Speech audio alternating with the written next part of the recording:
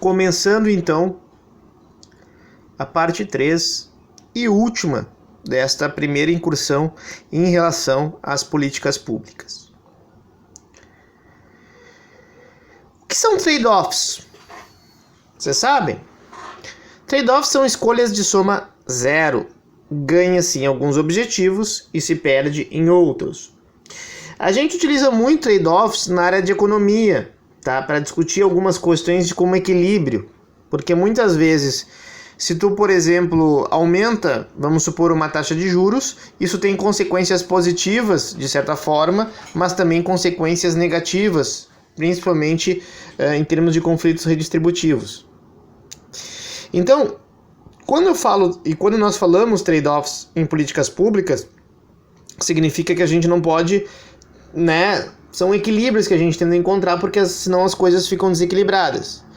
Um exemplo que vocês aí gostam e estão ouvindo, algumas de vocês são casadas, outras são solteiras, solteiros ou casados.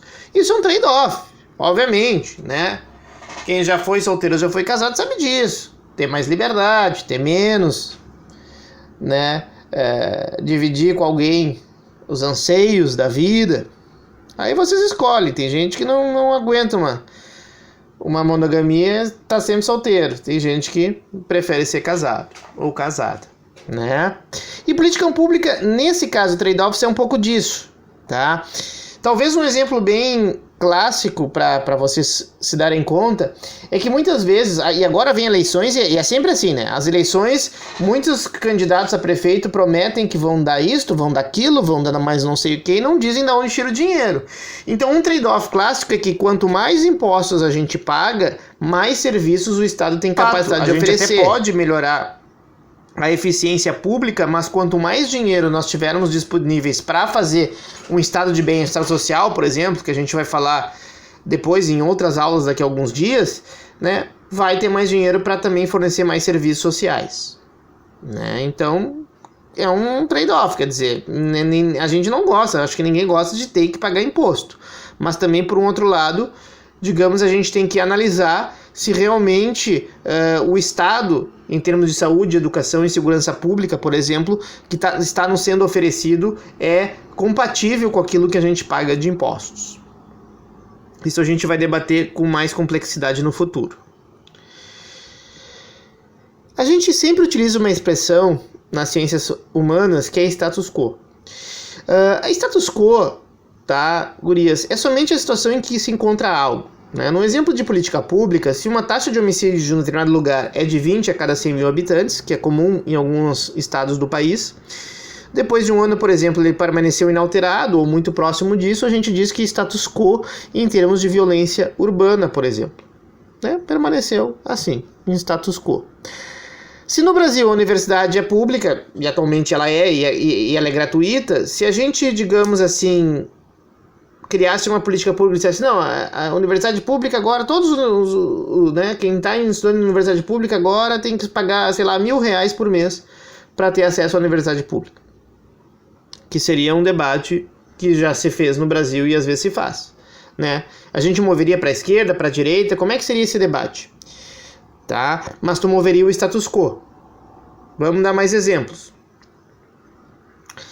Muitas vezes, quando a gente discute políticas públicas, nós discutimos pontos subótimos. O que significa um ponto subótimo? É um ponto onde muitas vezes tu não consegue fazer a melhor escolha possível. Tu justamente tu chega num ponto, que as pessoas acordam, porque uns puxam para um lado e outros puxam para o outro, e muitas vezes, então, a política pública aplicada é a margem do possível. Dizem muito que a política, é isso, é a arte do possível, não do ideal. Por quê? Porque as pessoas têm idealizações diferentes sobre diversos assuntos. Um exemplo que eu sempre trago aqui, como a gente faz, por exemplo, a política de drogas em relação a diversos países. Então, existem países que o tráfico de drogas, e no caso aqui eu estou só exemplificando o tráfico de maconha, são tão extremas e duras as penas que chegam a próximo da pena de morte. Não sei se vocês lembram, mas embora não fosse maconha, mas fosse outras drogas, alguns brasileiros já sofreram pena de morte nos últimos anos, por exemplo, num país como a Indonésia, que é muito mais restritivo, né, muito mais duro, rígido o Código Penal em relação a tráfico de drogas do que o brasileiro. Então já teve pena de morte de brasileiro lá na Indonésia. Outros não, né? Tem alguns estados, alguns países europeus, enfim, que são mais liberais, com uma total liberalização, talvez, da maconha. O Uruguai é um exemplo que está sendo debatido porque ele modificou justamente isto. Ou seja, o que eu quero mostrar para vocês é que muitas vezes, no caso brasileiro, quando a gente fala em políticas, no caso, por exemplo, a questão da maconha, tem pessoas que defendem uma total liberalização, até pessoas que vão defender uma pena de morte. Veja bem, né? Embora hoje estamos muito mais próximos de uma liberalização do que uma pena de morte, na minha opinião, do Código Penal, né, em relação à questão da maconha, né? Mas veja que se eu tivesse que posicionar, não sei se vocês conseguem enxergar o mouse aqui, eu diria que o Brasil está aqui, talvez, né? Não tanto como eu botei aqui o status quo, que seria esse grau intermediário entre um ou outro. Tá? Então, quando eu falo subótimo, quando nós falamos ponto subótimo, é o ponto que não é o teu ideal, mas é um ponto mais próximo do ideal do que o não ideal. Evidentemente que quem quer a pena de morte para um simples, ou fim, tráfico de maconha, de repente está insatisfeito com o sistema ou Código Penal brasileiro. Tá? Isso aqui é só para dar um exemplo. A gente fala muito mesmo, em política pública, em escolhas racionais. Essa escola de pensamento, na verdade, a escolha racional, ela é uma escola de pensamento bastante influente na ciência política, já nas décadas de 60 e 70, tá? Tem um autor chamado, por exemplo, Manco Olson. Isso aí a gente não vai entrar em debates mais específicos, mas o que essa escola de pensamento acredita? Essa escola acredita que os seres humanos são movidos por estímulos, por incentivos. E eles não estão errados. Porque se não houver incentivos corretos, os seres humanos atuam de modo free rider. O que significa isso, professor? Livre caroneiro, traduzindo. O que significa o comportamento free rider? Vocês podem procurar também, e tem vários textos sobre isso no Google, enfim, na internet. Free rider é um comportamento onde a pessoa se beneficia, tá? Digamos assim, de um custo que ela assume com todo mundo, muitas vezes, mas que ela atua de modo a garantir que ela se beneficie com o menor custo possível. Tá? Um exemplo que eu dou é: a nota da turma de vocês pode ser baseada na média geral da prova de todos. Pode ser assim? O que vocês acham que ia acontecer no comportamento coletivo? Será que ia ser uma boa? Por que muitas vezes vocês acham que não ia ser bom isso? É que nem trabalho em grupo. Muitas vezes lá no colégio, quando vocês faziam trabalho em grupo, ou até já fazem trabalho na universidade, tá? Lá tem 4, 5 integrantes, e muitas vezes é comum desses 4, 5 integrantes, 1, 2 ou 3 assumirem o trabalho quase que de modo completo e o outro praticamente só assina o nome. Não é isto? Não é isso que acontece muitas vezes em trabalho em grupo, em colégio? Aquela pessoa que não trabalhou, que não ajudou o grupo e que ganhou uma nota sem praticamente fazer nada ou muito pouco, ela é tipo com comportamento free rider. Porque se a nota do grupo é baseada coletivamente e ela fez por menos, ela assumiu o benefício de ganhar uma nota boa, porque os outros trabalharam, enfim, estudaram, e ela ali fez pouca coisa e ganhou aquela nota. Então isso é um comportamento free rider, que isso acontece muitas vezes dentro do comportamento humano. Este é só um exemplo na área da educação que eu dei. Tá?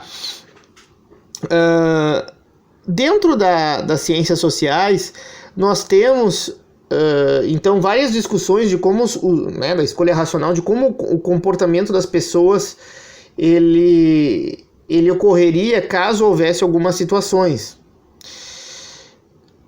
Um exemplo sempre muito clássico que vocês podem analisar na internet, vai explicar muito melhor, inclusive tem vídeos no YouTube que falam videozinhos assim sobre isto e tal, é o dilema do prisioneiro, tá? Que é quando dois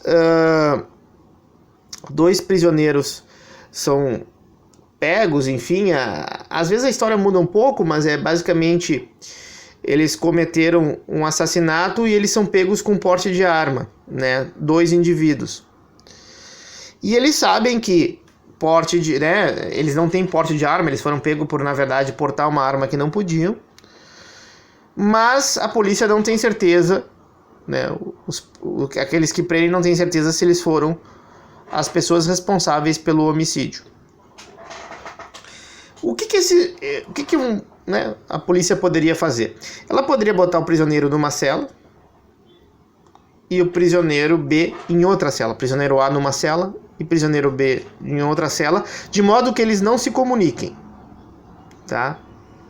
E fizessem a seguinte proposta separado de um para outro.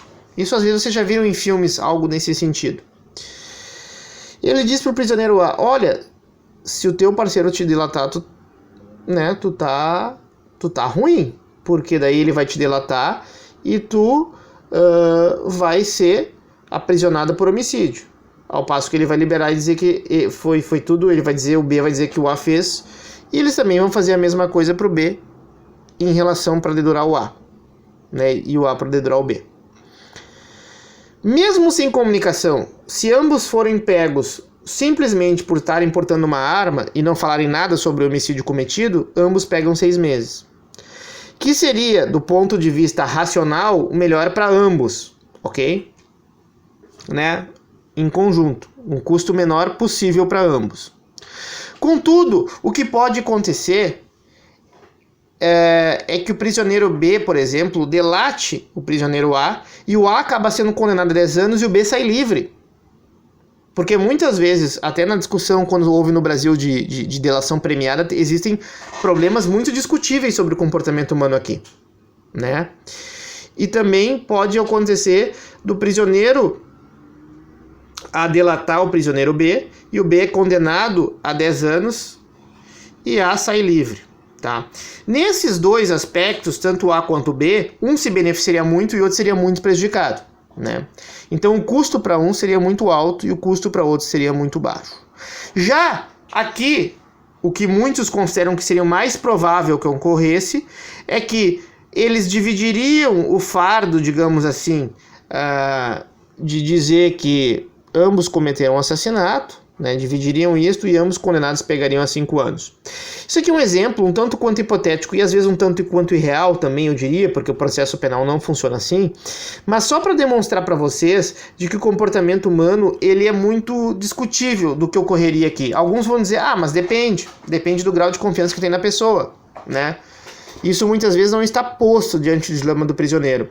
Então, alguns inclusive mostram, através da crítica ao dilema do prisioneiro, como a escolha racional ela é muito difícil no caso dos seres humanos, tá? Saber, afinal, o que é racional, o que não é. Então, eu aqui quero dar um exemplo real de aplicação em política pública, que é, por exemplo, a questão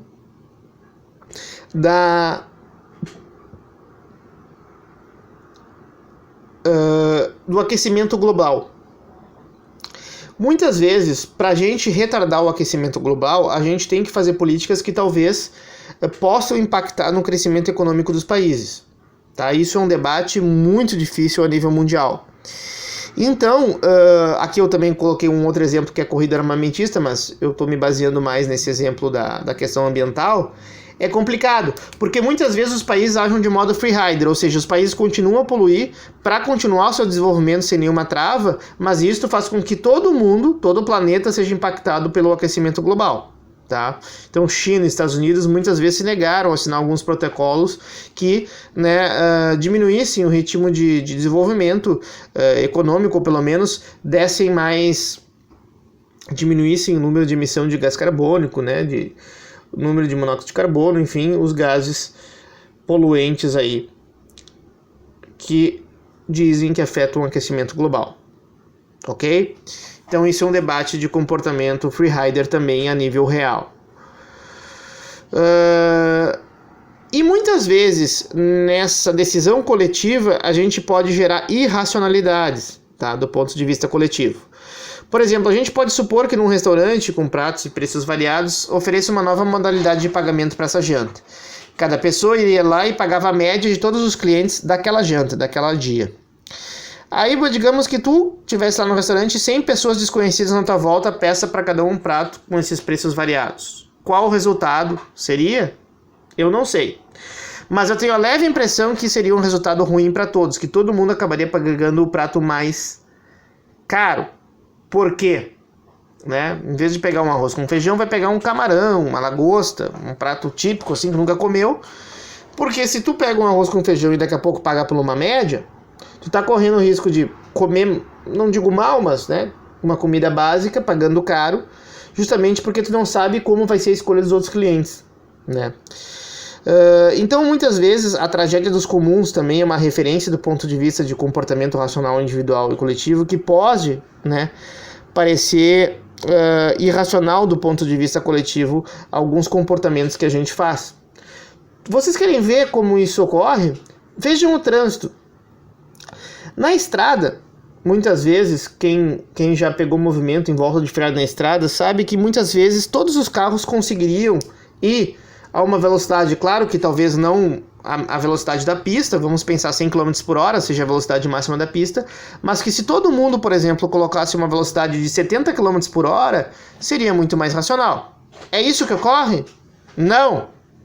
Aí sempre tem aqueles que querem continuar insistindo em andar 100, forçam o trânsito, e aí existe até um nome para isso em inglês que eu não me recordo agora, tá, gurias? E aí o carro de trás é obrigado a frear, porque aquelas pessoas querem, né, costurar o trânsito, né, querem ter pressa, enfim, e aí muitas vezes o trânsito acaba parando, e aí fica mais lento para todo mundo que é na pista, ou seja, não é racional para ninguém, simplesmente é extremamente irracional, mas o ser humano faz isso.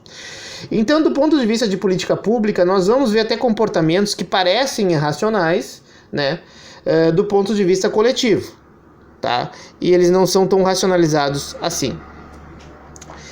Para finalizar a aula de hoje, eu gostaria então de propor uma atividade bem simples para vocês, para a gente começar fazendo atividades simples, tá?